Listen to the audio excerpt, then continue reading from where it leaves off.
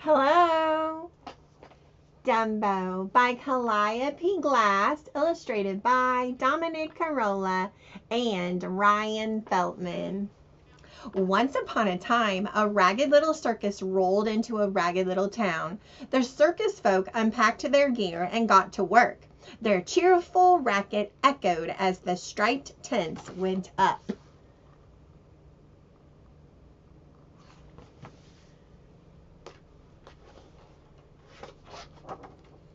And at the heart of the hubbub were a happy mama elephant and her brand new baby.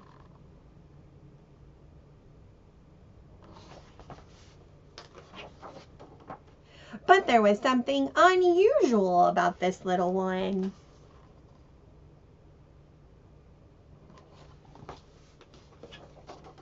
The baby's big ears made it hard for him to see. The circus children, Millie and Joe, tried to teach him how to blow his ears off his face, but the little elephant accidentally snorted a feather right into his trunk. Ah, chew! Into the air he sailed, and for a moment it almost looked as though he were flying, but then down to the ground he tumbled.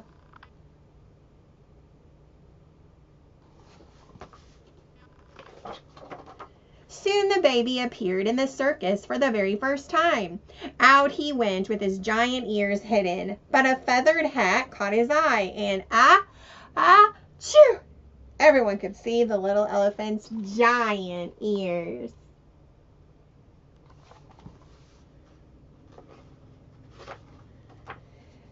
Dumbo, Dumbo, the crowd chanted, laughing. They began to throw things at the poor little creature.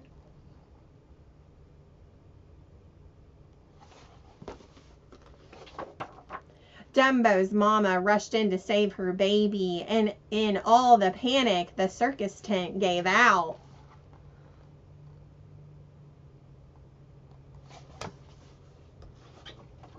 The tent was ruined, the stands were ruined, the circus was nearly ruined, and Dumbo's mama was locked up.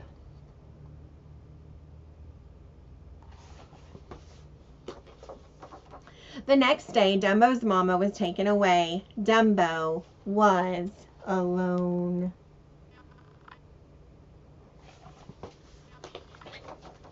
But he wasn't all alone. That night, Millie and Joe came to visit him. It wasn't the same as having his mama, but it was good to have friends, especially friends who brought peanuts and feathers.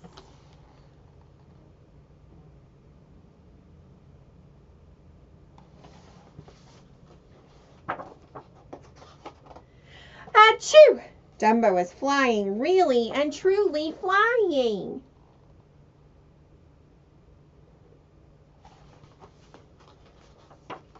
Finally, the circus was ready again. The tent was patched, the bleachers were rebuilt, and Dumbo was about to make history. Maybe if he became a circus star, he could get his mama back.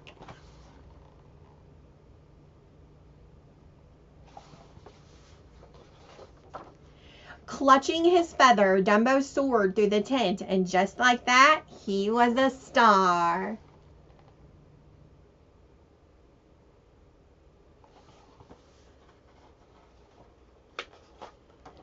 Soon Dumbo's ragged little circus was just as famous as he was. Too famous for a ragged little town, at least according to the big-time circus man V.A. Vanderveer. Before Dumbo and the children knew it, the ragged little circus had been bought by the big-time circus man, and they were off to New York, to Dreamland. The new tent was bigger, the new crowds were bigger, and the new city was much bigger. It made Dumbo feel even smaller. He gave a frightened little cry.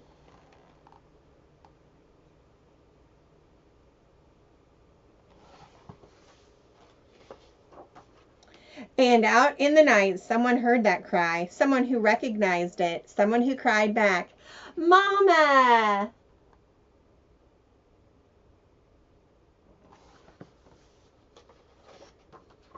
Dumbo's mama was also in Dreamland, but locked up tight, and yet, even through the thick bars, Dumbo felt her love warming him.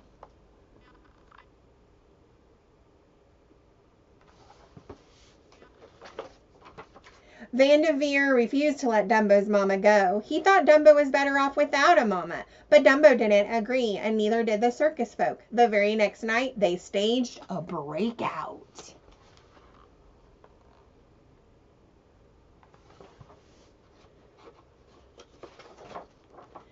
Dumbo sailed through the sky. On the ground, his mama bumped along in a stolen truck, and soon Dumbo and his mama were reunited.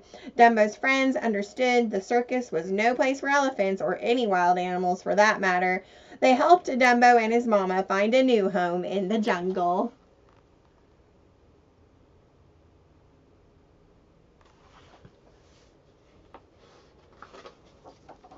And so at last and for good, the very special elephant and his mama lived happily together and free.